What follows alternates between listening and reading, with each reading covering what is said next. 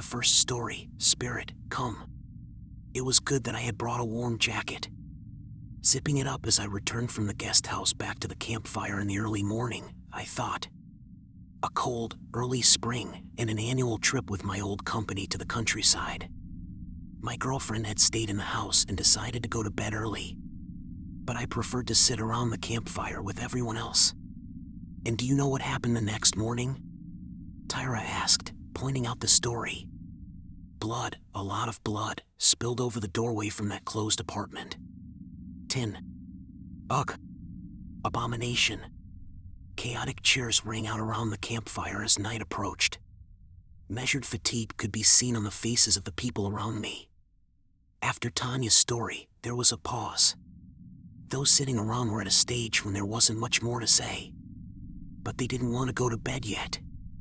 Rachel and Johnson came back at the same time as me, also wearing winter jackets. Do you want me to tell you a really scary story? I asked. The group of 8 agreed in unison, and for a moment, I felt strangely uncomfortable, realizing that this story was about me. This was not a typical horror story, like the ones you had been listening to all evening. This was a real event from my life.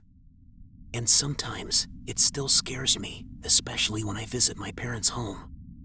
Come on, Sam said impatiently, placing the logs on the fire. Well then, listen, I began, and told my story. I'm not sure if it was in the 24th or the 5th year, but it doesn't matter. All I remember is that at that time, when we were younger, we didn't usually drink a lot. Well, we could have a beer sometimes, but we didn't organize drinking parties. We were only 14 at the time, and if we spent the night at someone's house, we would mostly play Times Zero or Heroes, rarely stand up, and sometimes watch horror movies. But the coolest thing about our nighttime activities was going out.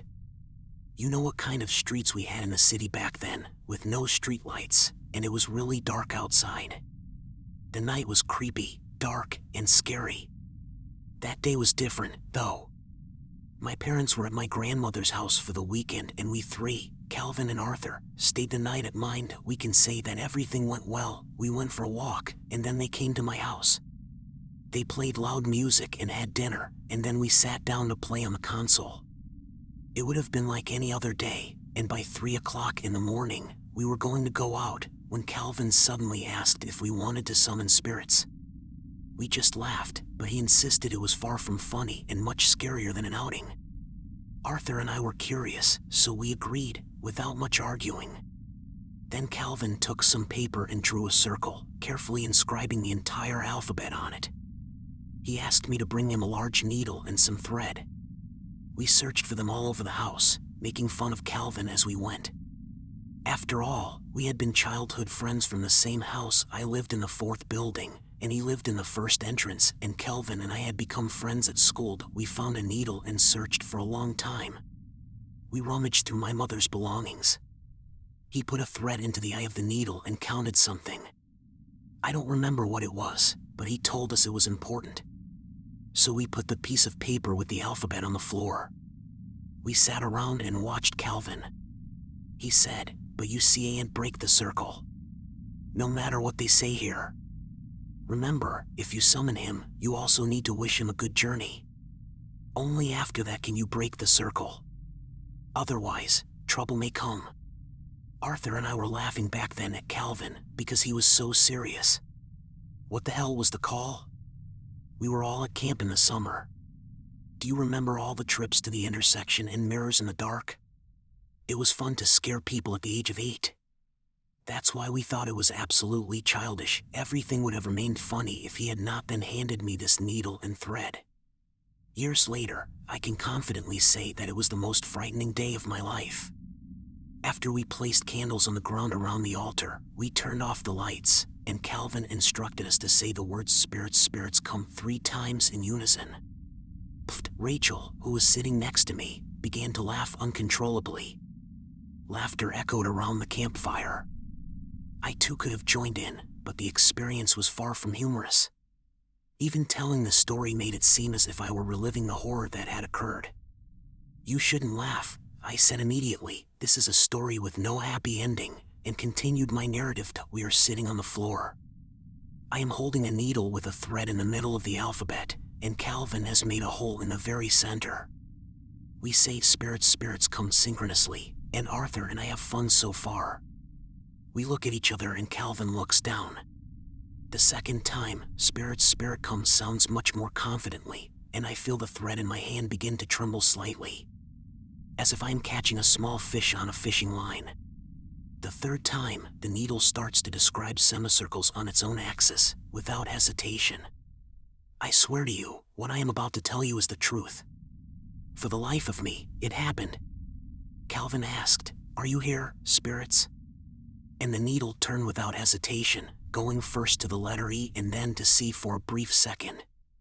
A wave of fear went through me, but Calvin continued asking, "What's your name?" And the needle spelled it out, without a single mistake. The name was Larry. Then Calvin asked, "Are you alive or dead?" After which the answer was dead. Then dead again. "Where are you from?" he asked, and he called my house. We looked at each other in complete horror. After that, Calvin asked, "Do you know anyone here?" The answer was yes, and my name appeared in letters. After that, Arthur. I would have thought that everything was nonsense, but I had to hold this thread myself. And no matter how far I held it up, it always turned on its own. I felt it. Then, without any questions, she started to move by herself and we collected the words by letter. As soon as they appeared, everything in the room seemed electrified with fear. Calvin asked if the door was closed, and the answer was yes. When everything was clear, I was scared to rush out of the room and run to check the door. But Calvin grabbed my hand and said, "Don't you dare." I don't know exactly how Calvin felt at that moment, whether he was scared as I was or not, but Arthur waved his hand and said we were just joking. While I held the thread in terror, afraid to move, Arthur jumped up and switched on the light in the room. The needle kept spinning, writing words, and I watched Calvin try to calm Arthur down. He held his hand, forced him to sit down, but nothing he said made any difference. "I'll show you this is all self-suggestion," he said, and asked me to find him a piece of plastic. I found him a small chunk, after which he continued to blithely speak, attaching it to the computer keyboard stand.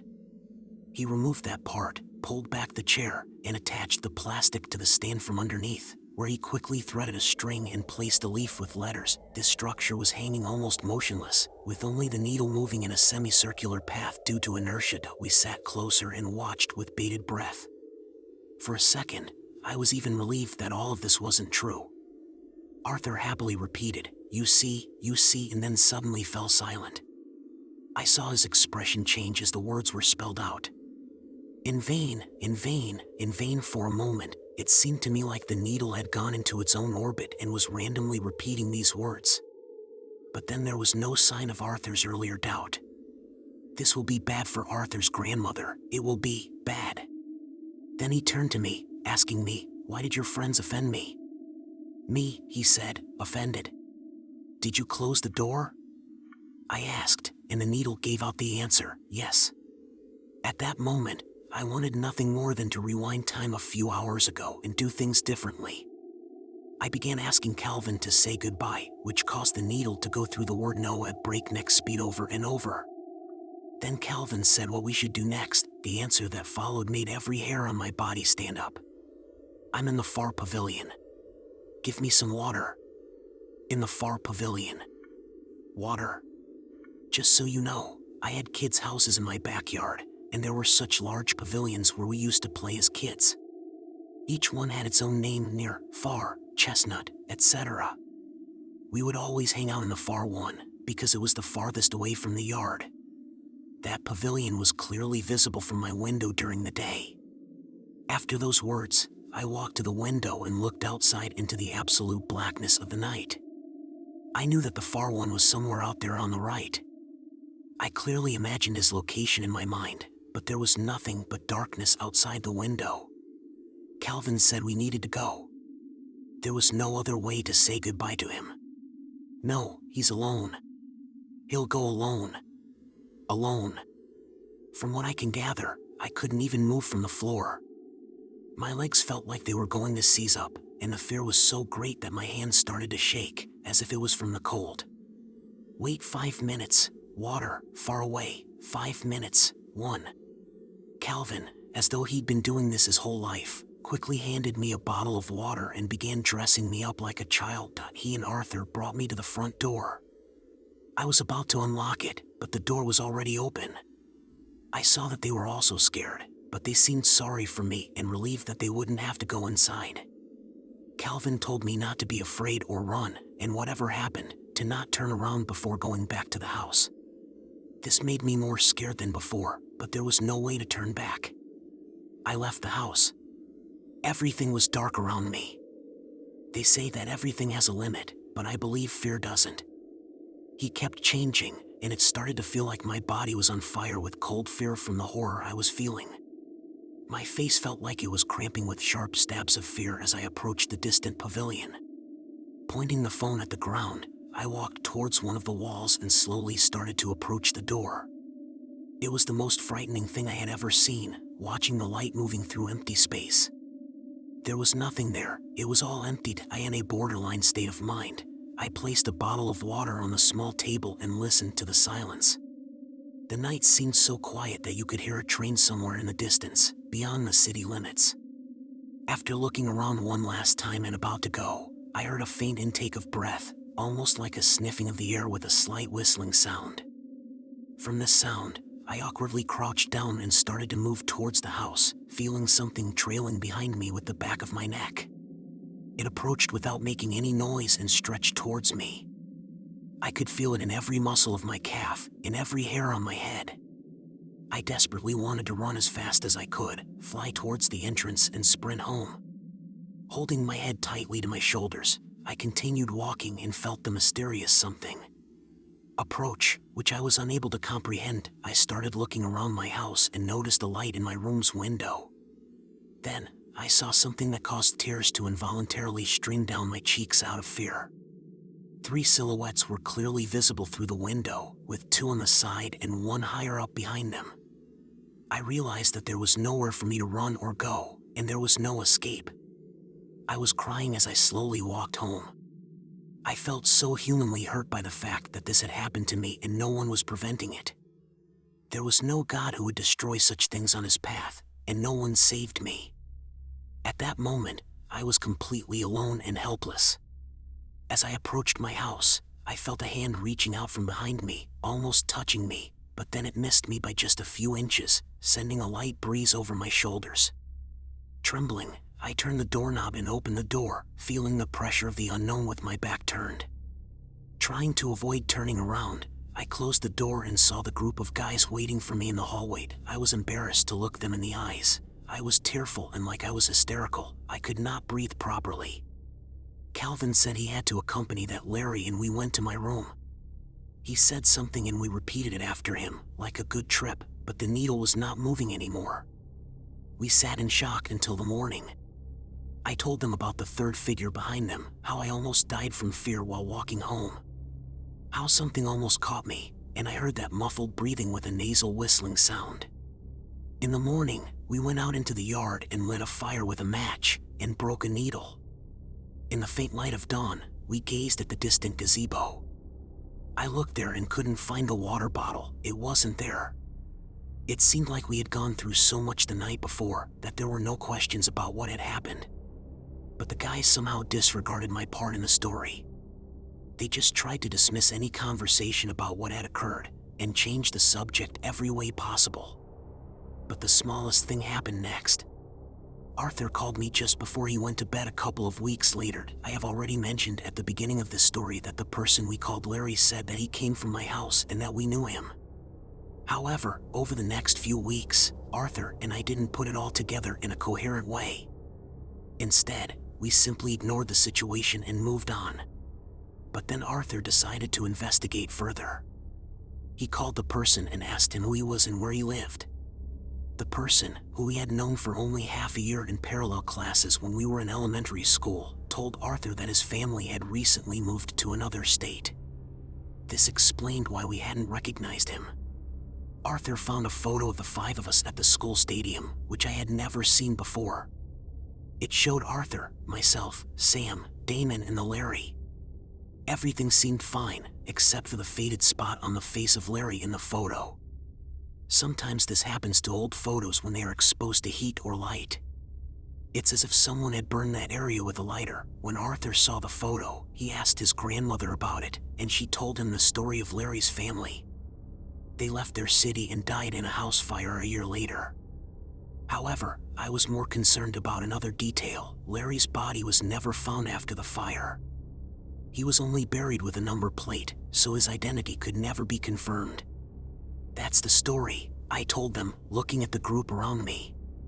If this is at least partially true, then it's certainly a complete lie, Rachel said. After I shared my story with them, I felt like I had gotten rid of an unwanted part of myself. Sam agreed, saying, "Well, maybe we should call someone too." He pushed Rachel, sitting next to him, with his shoulder. "Okay, guys. I wish you good luck." I walked towards my home, leaving the fire behind me as it slowly burned out. It had already started to smolder, and soon would go out completely. Although my heart was feeling better, lying in bed, I kept turning from side to side, unable to sleep. It seemed natural to me to end a story on a positive note. This is what life teaches us. This is what we should teach others.